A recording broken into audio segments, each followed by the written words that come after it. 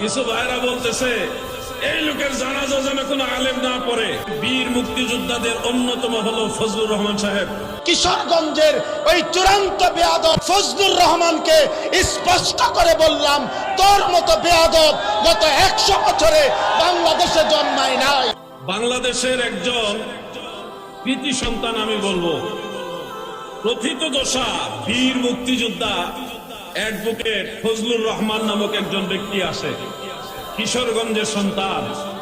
1971 সালে তিনি বাংলাদেশকে স্বাধীন করার জন্য অস্ত্র হাতে নিয়ে এই দেশের এই ভূখণ্ডের মানুষের যারা শত্রু তাদের সাথে জিহাদ করে লড়াই করে এই দেশকে পবিত্র যারা করেছে, স্বাধীন যারা করেছে, সে বীর মুক্তিযোদ্ধাদের অন্যতম হলো ফজলুর রহমান সাহেব।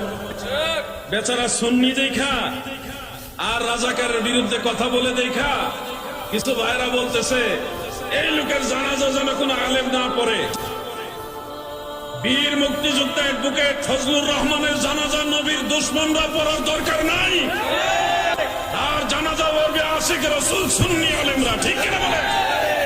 রাজাকারের কোনো প্রয়োজন নাই মুক্তিযোদ্ধার জানাজা আসায়। তোমরা দূরে থাকো, তোমরা তো এই দেশের স্বাধীনতাই চাও নাই। এই বাংলাদেশি যারা চায় নাই তারা মুক্তিযোদ্ধাদের জানাজা পড়বে, এই আশা তো করা যায় না। আপনারা বলেন ওই লোকে বলছিল বাংলাদেশে 12,000 দরবার আছে, এই দরবারের আউলিয়া যারা তাদেরকে আমি ভালোবাসি, হযরত শাহজালাল রহমাতুল্লাহ আলাইহিকে ভালোবাসি, সোনাকান্দা দরবার সব হক্কানি দরবারকে আমি ভালোবাসি, ওলি আল্লাহদের অনুসারীরাই বাংলাদেশের মেজরিটি, অতএব আহলে সুন্নাত ওয়াল জামাতকে আমি অন্তর থেকে ধারণ করি। সে নিজেকে সুন্নি পরিচয় দেওয়ার কারণে আজকে নবীর দুশমনেরা ওনার জানাজা পড়তে জানা, বেচারা মরে নাই।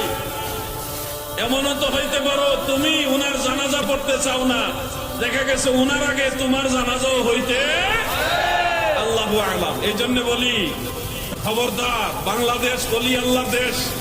আল্লাহর ওলিরা মানুষদেরকে মায়া মোহব্বত করে, মেহমানদারি করে, আদর স্নেহ দোয়া তাদেরকে পরকালের কথা স্মরণ করা যায়, বিধায় মানুষের উপর উগ্র হয় না, মানুষকে আদব শিক্ষা দেয়, মানুষের প্রতি যে দরদ এটা শিক্ষা দেয়। তারা হিংস্র নয়। তার মানে এই নয় যে তোমরা ওলি আল্লাহদের বিরুদ্ধে দাঁড়ায় গেলে আল্লাহর ওলিরা চুপচাপ থাকবে। এমনিতেই যেই মাজারগুলো ভাঙ্গা হয়েছে দেশে, একটা কথা মনে রাখবেন, যেই পরিমাণ অত্যাচার আল্লাহর আউলিয়াদের দরবারে দরগায় খানকায় করা হয়েছে, এটার মাসুল এই প্রজন্মকে দিতে হবে। আল্লাহর ওলিরা ছাইরা দিলেও আল্লাহ ছাড়বে না, কারণ মান আদা লি ওয়ালিয়ান ফাকাদ আযানতুহু বিল হারব। যারা আল্লাহর ওলির সাথে গুস্তাখি করে, আল্লাহর ওলিদের সাথে যারা বেয়াদবি করে, তাদের সাথে যুদ্ধ ঘোষণা করেছে আল্লাহ। আজ হোক কাল হোক এটার মাসুল তোমরা দিবা। খবরদার, ওলি আল্লাহদের সাথে বেয়াদবি করো না। তারা নীরবে মুখ বুজে অনেক অত্যাচার সহ্য করে আসমানের দিকে তাকায় থাকে।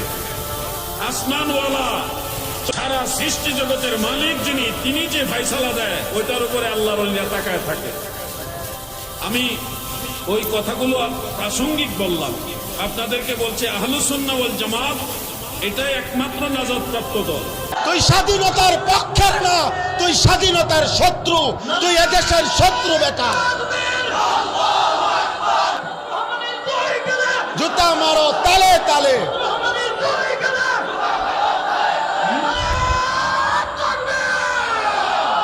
কিশোরগঞ্জের ওই বেয়াদব গত 60 বছরে তোর মতো বেয়াদবের মতো কথা বাংলাদেশে কোনো নাস্তিক মুরতাদ, কোনো স্বঘোষিত মুরতাদ এত বড় কথা বলে নাই।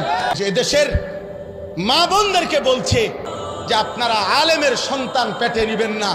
আরে বেটা বেয়াদব, তোর মতো বেয়াদবকে, তোর মা বাপকে যদি কোনো আলেমে দিন বিয়ে না পড়াইতো, তো তুই ফজলুর রহমান কোন নেককার চরিত্রবান কোন পবিত্র নারীর ঘরে জন্ম নিতে পারতি না বেটা। তুই এখন মোল্লা চেনো না? ইসলাম এক জিনিস, মোল্লাতন্ত্র আরেক জিনিস। ইসলাম তোর আব্বার, ইসলাম তোর বাবার নাকি বেটা? হ্যাঁ, ইসলাম তুমি আনছো নাকি? এজন্য এটা স্পষ্ট, এই বেয়াদব চূড়ান্ত বেয়াদব। বাংলাদেশের জমিনে ইনশাআল্লাহ এমন নিকৃষ্ট বেয়াদবের বিচার হবেই হবে ইনশাআল্লাহ, কোনো সন্দেহ নাই। ইনশাআল্লাহ। এই পর্যন্ত কেউ আপনার এই পৃথিবীতে, আমরা পড়ছি কিতাবে, ওলামায়ে কেরামের রক্ত বিষের মতো। বিষ যেমন মানুষকে শেষ করে দেয়, ওলামায়ে কেরামের রক্ত নিয়ে কেউ ছিনিমিনি খেললে, ওলামায়ে কেরামের ইজ্জত নিয়ে কেউ ছিনিমিনি খেললে, খোদার কসম, রব্বে কাবার কসম, আল্লাহ তাআলা ওই ব্যক্তি, ওই গোষ্ঠী, ওই দলকে বেইজ্জতি, লাঞ্ছিত, অপমানিত করেই করে, করেই করে, করেই করে। এজন্য 16 বৎসর যারা জুলুম করেছে, ওলামাদেরকে বেইজ্জতি করেছে, আজকে তারা নাই, হক এখনো বাংলার জমিনে বহাল আছেই আলহামদুলিল্লাহ। ফ্যাসিস্ট নাই, জালেম নাই, অহংকারীরা নাই, অহংকার